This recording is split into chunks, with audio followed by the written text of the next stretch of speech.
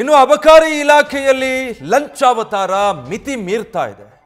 ದಾಖಲೆಗಳೆಲ್ಲ ಇದ್ರೂ ಕೂಡ lakh lakh ಕೊಟ್ಟರಷ್ಟೇ bar licence ಸಿಗೋದು ಅನ್ನೋ ಪರಿಸ್ಥಿತಿ ನಿರ್ಮಾಣ ಆಗ್ತಾ ಇದೆ. ಮಂಡ್ಯ ಅಬಕಾರಿ ಇಲಾಖೆಯ ಕರ್ಮಕಾಂಡ ಬಟಾಬಯಲಾಗಿದೆ. ಅಬಕಾರಿಯ ಡಿಸಿ, ಇನ್ಸ್ಪೆಕ್ಟರ್, ಕೇಸ್ ವರ್ಕರ್ ಎಲ್ರಿಗೂ ಕೂಡ ಲಂಚ ಕೊಡಬೇಕು, ಲೈಸೆನ್ಸ್ ಬೇಕು ಅಂದ್ರೆ. ಈ ಅಧಿಕಾರಿಗಳ ಜೇಬಲ್ಲಿ ಲಕ್ಷ ಲಕ್ಷ ತುಂಬಿದ್ರೆ ಮಾತ್ರ ಬಾರ್ ಲೈಸೆನ್ಸ್ ಸಿಗೋದು. ಹೀಗಂತ ಕಾಂಗ್ರೆಸ್ ಕಾರ್ಯಕರ್ತನೇ ಈಗ ಲೋಕಾಯುಕ್ತಕ್ಕೆ ಕಂಪ್ಲೇಂಟ್ ಕೊಟ್ಟಿದ್ದಾರೆ.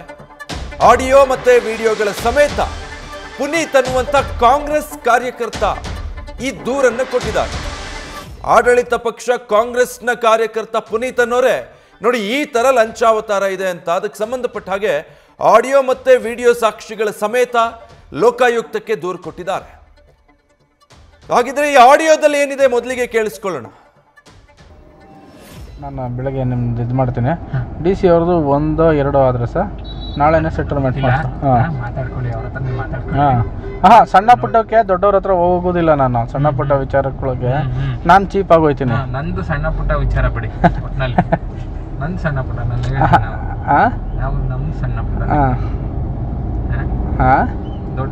ದೊಡ್ಡವ್ರ ಹತ್ರನೇ ಕರ್ಕೊಂಡು ಹೋಗಿ. ನಿಜನ ಸುಳ್ಳ ಸರ್? ನಿಜ. ನಂದು ಸಣ್ಣ ಪುಟ್ಟ, ನಂದು ನೀವು ಬೇರೆ ಮಾಡಿದ್ರೆ ನಡೀತದೆ. ನಂದು ಏನಲ್ಲ. ಇಲ್ಲ ನಾನು ಬೆಳಗ್ಗೆ ನಿಮ್ದು ಇದು ಮಾಡ್ತೀನಿ. ಡಿ ಸಿ ಅವ್ರದ್ದು 1-2 ಆದ್ರೆ ಸರ್ ನಾಳೆನೇ ಸೆಟಲ್ಮೆಂಟ್ ಮಾಡ್ತೀನಿ. ಮಾತಾಡ್ಕೊಳ್ಳಿ, ಅವ್ರ ಹತ್ರ ನೀವು ಮಾತಾಡ್ಕೊಳ್ಳಿ. ಹಾಂ ಸಣ್ಣ ಪುಟ್ಟಕ್ಕೆ ದೊಡ್ಡವ್ರ ಹತ್ರ ಹೋಗೋದಿಲ್ಲ. ನಾನು ಸಣ್ಣ ಪುಟ್ಟ ವಿಚಾರಗಳಿಗೆ ನಾನು ಚೀಪ್ ಆಗೋಯ್ತೀನಿ. ನಂದು ಸಣ್ಣ ಪುಟ್ಟ ವಿಚಾರ ಬಿಡಿ, ಒಟ್ಟಿನಲ್ಲಿ ನಂದು ಸಣ್ಣ ಪುಟ್ಟ ನಮ್ದು ಸಣ್ಣ ಪುಟ್ಟ ದೊಡ್ಡವ್ರ ಹತ್ರನೇ ಕರ್ಕೊಂಡು ಹೋಗಿ. ನಿಜನ ಸುಳ್ಳ ಸರ್? ನಿಜ. ನಂದು ಸಣ್ಣ ಪುಟ್ಟ, ನಂದು ನೀವು ಬೇರೆ ಮಾಡಿದ್ರೆ ನಡೀತದೆ. ನೋಡಿ, ಇದು ಅಬಕಾರಿ ಇನ್ಸ್ಪೆಕ್ಟರ್ ಶಿವಶಂಕರ್ ಜೊತೆ ಈ ದೂರುದಾರ ಪುನೀತ್ ಫೋನ್ನಲ್ಲಿ ಮಾತನಾಡಿರೋದು. ಲಂಚಕ್ಕೆ ಸಂಬಂಧಪಟ್ಟ ಹಾಗೆ ಡಿಸ್ಕಸ್ ಮಾಡಿರುವಂಥ ಆಡಿಯೋದು. ಅದರಲ್ಲಿ ಅವ್ರು ಹೇಳ್ತಾರೆ 1-2 ಆಗುತ್ತೆ, ಡಿ ಸಿ ಅವ್ರಿಗೆ ನಾಳೆನೇ ಸೆಟಲ್ಮೆಂಟ್ ಮಾಡಿಬಿಡಿ, ನಾನು ಮಾತಾಡ್ತೀನಿ ಅಂತ ಹೇಳಿರೋದೆಲ್ಲ ಬಹಳ ಸ್ಪಷ್ಟವಾಗಿ ಈ ಆಡಿಯೋದಲ್ಲಿ ಕೇಳಿಸ್ಕೊಳ್ಬಹುದು. ಇದರ ಜೊತೆಗೆ ಒಂದು ವಿಡಿಯೋ ಸಾಕ್ಷಿ ಕೂಡ ಸಲ್ಲಿಕೆ ಮಾಡಿದ್ದಾರೆ ದೂರುದಾರ ಪುನೀತ್. ಆ ವಿಡಿಯೋದಲ್ಲಿ ಏನಿದೆ ಗಮನಿಸೋಣ.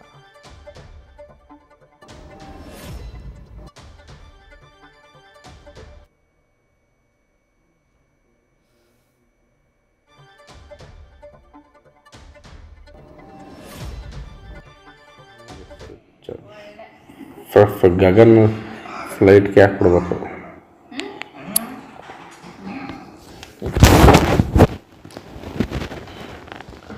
ನಾನು ಕಾಲೇಜಲ್ಲೆಲ್ಲ ಇರ್ಬೇಕಾದ್ರೆ ಸ್ವಲ್ಪ ಎಲ್ಲ ನಿಂತಿತ್ತು. ಎಲ್ಲವೂ ಆಮೇಲೆ ಸ್ವಲ್ಪ ಇಸ್ಕೊಂಡು ಅದೆಲ್ಲ ನಿಂತಿತ್ತು. ಹಾಗಾಗಿ ಬೆಂಗಳೂರು ಬಿಟ್ಬಿಟ್ಟು ಬಂದ್ಬಿಟ್ಟೆ. ಬೆಂಗಳೂರು ಒಳ್ಳೆ ಏರಿಯಾ ಸರ್. ನನಗೆ ಅಯ್ಯ ಪಾಪ ನಾವು ಆತಾಗಿಲ್ಲ ಇತ್ತಾಗಿಲ್ದೆ ಹೋದಂಗೆ ಆಯ್ತದಲ್ಲ. ನಿಮ್ಮದು ನೀವು ಸ್ವಂತ ಇರೋದು ಈಗ ಬೆಂಗಳೂರಲ್ಲಿ ಪ್ರಾಪರಾ ಸರ್? ರಾಮನಗರ. ಹಾಂ ಹಾಂ. Police sub inspector retired.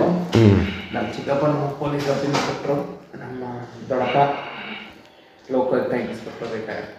Police family ನಮ್ಮದು. ಸರ್, ಇದು ನಾನು ಮದ್ದೂರು ತಾಲೂಕು ಚಂದ್ರಪುರದಲ್ಲಿ ಇರೋದು. ನಮ್ಮ ತಾಯಿ ಹೆಸರಲ್ಲಿ ಲೈಸೆನ್ಸ್ಗೆ ಅಪ್ಲೈ ಮಾಡಿರ್ತೀನಿ. ಇವರು ಲೈಸೆನ್ಸ್ಗೆ ಅಪ್ಲೈ ಮಾಡೋದು ಸರ್ಕಾರ ಇ ಸರ್ವಿಸ್ ಮಾಡಿದೆ. ಇ ಸರ್ವಿಸ್ ಮಾಡಿರೋದು ಇವ್ರ ಇಲಾಖೆಗೆ ತಪ್ಪು. ಯಾಕೆ ಅಂತಂದರೆ ಈ ಸರ್ವಿಸಲ್ಲಿ ಆನ್ಲೈನ್ ಅಪ್ಲಿಕೇಶನ್ ಆಗಿ ಒಬ್ಬ ಸಾರ್ವಜನಿಕ ಹೋಗ್ತಾನೆ ಅಂತಂದರೆ ಅದು ಆನ್ಲೈನಲ್ಲಿ ಹಾಕ್ಬೇಕಾದ್ರೆ ಇವರ ಪರ್ಮಿಷನ್ ಬೇಕಂತೆ. ಯಾರ್ದು? ರೇಂಜ್ ಇನ್ಸ್ಪೆಕ್ಟರ್ ಪರ್ಮಿಷನ್ ಬೇಕಂತೆ, ಡಿ ಸಿ ಅವ್ರ ಹತ್ರ ಪರ್ಮಿಷನ್ ಬೇಕಂತೆ. ಪರ್ಮಿಷನ್ ತಗೊಂಡ ನಂತರ ಆನ್ಲೈನಲ್ಲಿ ಆಮೇಲೆ ಅಪ್ಲಿಕೇಶನ್ ಹಾಕ್ಬೇಕಂತೆ. ಸೊ ಇವರೇನು ಅಂತಂದರೆ ಡಿ ಸಿ ಹತ್ರ ಹೋಗಿ ಮಾತಾಡಿದ್ರೆ ಏನಿದೆ ಮಾಮೂಲು, ನಿಮಗೆಲ್ಲ ಗೊತ್ತಲ್ಲ, ಬೇರೆಯವ್ರಿಗೆಲ್ಲ ಗೊತ್ತಲ್ಲ, ಏನಿದೆ ನೀವು ಮುಂದುವರಿಸಿ ಅಂತಾರೆ. ಇನ್ಸ್ಪೆಕ್ಟ್ರ್ ಹತ್ರ ಬಂದರೆ ಏನಿದೆ ಅವೆಲ್ಲ ಮಾಡಬೇಕು ಸರ್, ನಾನು ಲೀಗಲಾಗಿ ಮಾಡಿ ಅಂತೀನಿ. ಏನಿದೆ ನಾವೇನಂತಂದ್ವಾ, ಲೀಗಲಾಗಿ ಮಾಡಿ ಅಂತಂತಂದ್ವು. ಅವ್ರೇನಂತಾರೆ, ನಿಮ್ಗೆ ಫೋನ್ ಮಾಡ್ತೀನಿ ಆಮೇಲೆ ಮಾತಾಡ್ತೀನಿ ಅಂತಾರೆ. Reject application. ತಿರ್ಗಾ ಅಗೇನ್ ರಿಜೆಕ್ಟ್ ಆದ್ರೂ ಅದೇ ದಿನ ಅಪ್ಲಿಕೇಶನ್ ಸಲ್ಲಿಸ್ತೀನಿ ನಾನು. ಅದೇ ದಿನ ಅಪ್ಲಿಕೇಶನ್ ಸಲ್ಲಿಸ್ಬಿಟ್ಟು ಮಾರನೆಗೆ ಭೌತಿಕ ಕಾಪಿಗೆ ಅರ್ಜಿ ಕೊಡೋಕ್ಕೆ ಸ್ವೀಕೃತಕ್ಕೆ ಹೋಗ್ತೇನೆ. ನಿಮ್ಮ ಹತ್ರ ಮಾತಾಡಬೇಕು, ನೀವು ಯಾವಾಗ ಸಿಗ್ತೀರಾ ಅಂತಾರೆ ಸರ್. ಡೀಟೇಲ್ಸ್ ಕೊಡ್ತಾರೆ ಈ ಬಗ್ಗೆ ನಂದೀಶ್ ಲೈವ್ನಲ್ಲಿ ಜಾಯ್ನ್ ಆಗ್ತಾ ಇದ್ದಾರೆ. ನಂದೀಶ್, ಈ ಆಡಿಯೋ ಮತ್ತು ವಿಡಿಯೋ ಸಾಕ್ಷಿಗಳು ಸ್ಪಷ್ಟವಾಗಿ ಹೇಳ್ತಾ ಇದೆ ಅಬಕಾರಿ ಇಲಾಖೆಯಲ್ಲಿ ಲಂಚಾವತಾರ ಹೇಗೆ ತಾಂಡವ ಆಡ್ತಾ ಇದೆ ಅಂತ. ಜೊತೆಗೆ ಕಾಂಗ್ರೆಸ್ ಕಾರ್ಯಕರ್ತನೇ ದೂರು ಕೊಟ್ಟಿದ್ದಾರೆ. ಈ ಬಗ್ಗೆ ಏನು ಹೇಳ್ತಾರೆ ಹಾಗಿದ್ರೆ ಈಗ ಸ್ಥಳೀಯ ನಾಯಕರಾಗಲಿ ಅಥವಾ ಅಧಿಕಾರಿಗಳಾಗಲಿ? ಖಂಡಿತ ವಿಜಯ್, ಅಬಕಾರಿ ಇಲಾಖೆಯಲ್ಲಿ ಲಂಚಾವತಾರ ಇದೀಗ ಮಿತಿ ಮೀರಿದೆ ಅಂತಲೇ ಹೇಳ್ಬೋದು. ಅದಕ್ಕೆ ಸ್ಪಷ್ಟ ನಿದರ್ಶನ ಅಂತಂದ್ರೆ ಮಂಡ್ಯ ಜಿಲ್ಲೆಯಲ್ಲಿ ಲೋಕಾಯುಕ್ತಕ್ಕೆ ದಾಖಲಾಗಿರುವಂತಹ ದೂರು.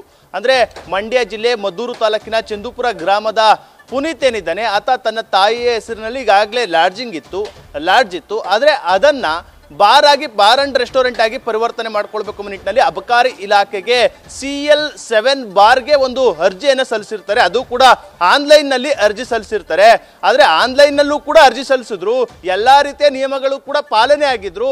ಅಬಕಾರಿ ಇಲಾಖೆಯಿಂದ ಆ ಒಂದು ಅರ್ಜಿಯನ್ನ ತಿರಸ್ಕಾರ ಮಾಡಲಾಗ್ತದೆ. ಬಳಿಕ ಆತ ಕಂಟಿನ್ಯೂಟಿಯಾಗಿ 3 ಬಾರಿ ಅಲ್ಲ 4 ಬಾರಿ ಒಂದು ಅರ್ಜಿಯನ್ನು ಕೂಡ ಆ ಅಬಕಾರಿ ಇಲಾಖೆಗೆ ಹಾಕ್ತಾನೆ. ಆದ್ರೆ ಎಲ್ಲವನ್ನೂ ಕೂಡ ರಿಜೆಕ್ಟ್ ಅನ್ನ ಮಾಡ್ತಾರೆ. ಅದಕ್ಕೆ ಕಾರಣ ಅಂತಂದ್ರೆ ಲಂಚವನ್ನ ಕೊಡಬೇಕು, ಅಂದ್ರೆ ಲಕ್ಷ ಲಂಚವನ್ನ ಕೊಟ್ರೆ ಮಾತ್ರ ಬಾರ್ ಲೈಸೆನ್ಸ್ ಸಿಗುತ್ತೆ ಎಂಬುದು ಇಲ್ಲಿ ಸ್ಪಷ್ಟವಾಗಿ ತಿಳಿದಿರುವಂತದ್ದು. ಅಲ್ಲದೆ ಆತ ಇನ್ಸ್ಪೆಕ್ಟರ್ ಆಗಿ ಅಬಕಾರಿ DC ಇಬ್ಬರನ್ನು ಕೂಡ ಹೋಗಿ ಭೇಟಿಯನ್ನ ಮಾಡ್ತಾನೆ. ಆ ಸಂದರ್ಭದಲ್ಲಿ ನೇರವಾಗಿ ಅವರು ಲಂಚಕ್ಕೆ ಬೇಡಿಕೆಯನ್ನ ಇಡುವಂತದ್ದು. ಒಂದು ಕಡೆ ಇನ್ಸ್ಪೆಕ್ಟರ್ ಹೇಳ್ತಾರೆ ಇಲ್ಲಿ 1-2 ಲಕ್ಷವನ್ನ ಇಲ್ಲಿ ಸಿಬ್ಬಂದಿಗಳಿಗೆ ಕೊಡಿ, ಮತ್ತೆ DC ಅವ್ರನ್ನ ಹೋಗಿ ನೀವು ಅಬಕಾರಿ DC ಅವ್ರನ್ನ ಹೋಗಿ ಭೇಟಿ ಮಾಡಿ ಎಂಬ ನಿಟ್ಟಿನಲ್ಲಿ ಹೇಳ್ತಾರೆ. ಅಬಕಾರಿ DC ಬಳಿ ಹೋದಂತ ಸಂದರ್ಭದಲ್ಲೂ ಕೂಡ 3 ಪ್ಯಾಕೇಜ್ ಅನ್ನ ಮಾಡಿರುವಂತದ್ದು. ಅಂದ್ರೆ ಮೊದಲನೇ ಪ್ಯಾಕೇಜ್ ಅಂದ್ರೆ 40 ಲಕ್ಷ ಕೊಟ್ರೆ ನಿಮ್ಗೆ ನಾಳೆಯೇ ಬಾರ್ ಲೈಸೆನ್ಸ್ ಸಿಗುತ್ತೆ, 30 ಲಕ್ಷ ಕೊಟ್ರೆ ಒಂದಷ್ಟು ಸಮಯ ತೆಗೆದುಕೊಳ್ಳುತ್ತೆ, ಅದಕ್ಕೂ ಕೂಡ ಬಾರ್ ಲೈಸೆನ್ಸ್ ಸಿಗುತ್ತೆ. ಕೊನೆಯದಾಗಿ ಆತ ಕಾಂಗ್ರೆಸ್ ಕಾರ್ಯಕರ್ತ ಎಂಬುದು ತಿಳಿದ ಬಳಿಕ ಆತ 20 ಲಕ್ಷಕ್ಕೆ ಬೇಡಿಕೆಯನ್ನು ಇಡುವಂಥದ್ದು. 20 ಲಕ್ಷ ಅಂದ್ರೆ ಗೃಹಲಕ್ಷ್ಮಿ ಕೊಡಿ ಸಾಕು ಎಂಬ ನಿಟ್ಟಿನಲ್ಲಿ, ಅಂದ್ರೆ ಅದು ಕೂಡ ಕೋಡ್ ವರ್ಡ್ ಮೂಲಕ ಲಂಚವನ್ನ ಪಡಿತಾ ಇರುವಂತದ್ದು. ಇದು ಬಟಾ ಬಯಲಾಗಿರುವಂತದ್ದು. ಅಂದ್ರೆ 20 ಲಕ್ಷಕ್ಕೆ ಬೇಡಿಕೆಯನ್ನ ಇಟ್ಟಿರುವಂತಹ ಆಡಿಯೋ ಮತ್ತೆ ವಿಡಿಯೋ ಎರಡೂ ಕೂಡ ನ್ಯೂಸ್ ಫಸ್ಟ್ಗೆ ಲಭ್ಯ ಆಗಿದೆ. ಅಲ್ಲದೆ ಆತ ಆಡಿಯೋ ವಿಡಿಯೋ ಸಮೇತ ಇದೀಗ ಲೋಕಾಯುಕ್ತಕ್ಕೆ ದೂರನ್ನೇ ಸಲ್ಲಿಸಿರುವಂಥದ್ದು. ಅಂದ್ರೆ ಅಬಕಾರಿ ಇಲಾಖೆಯಲ್ಲಿ ಲಂಚಾವತಾರ ಮಿತಿ ಮೀರಿದೆ, ಬಟಾ ಬಯಲಾಗಿದೆ. ಆ ನಿಟ್ಟಿನಲ್ಲಿ ಇವರ ಮೇಲೆ ಕ್ರಮವನ್ನ ತೆಗೆದುಕೊಳ್ಬೇಕು.